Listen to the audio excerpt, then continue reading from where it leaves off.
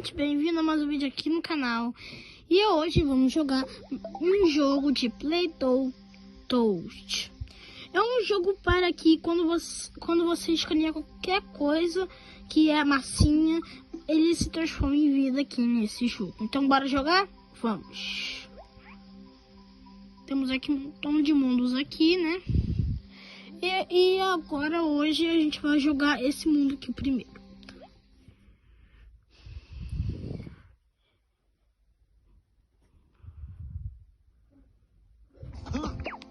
Olha aqui, galera, esse aqui é o jogo.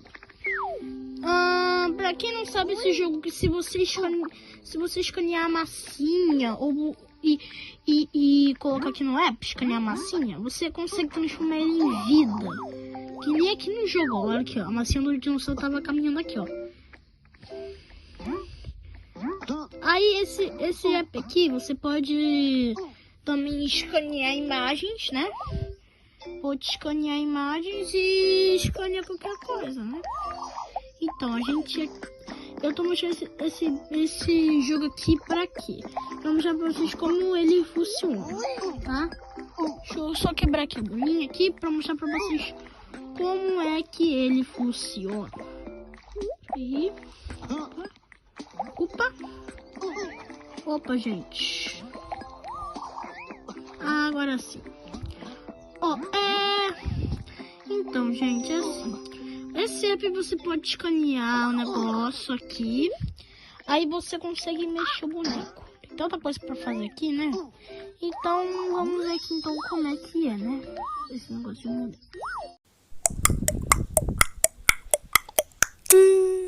Então, eu peguei o controle do meu videogame e vamos ver se ele realmente funciona.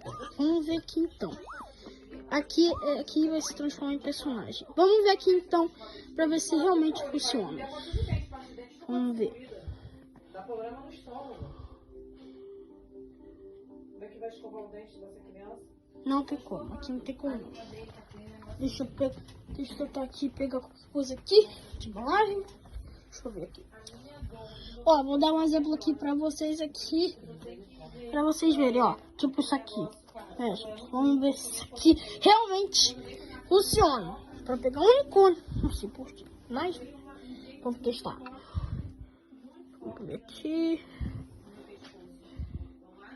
Vamos ver se isso escaneia mesmo o boneco. Pera aí.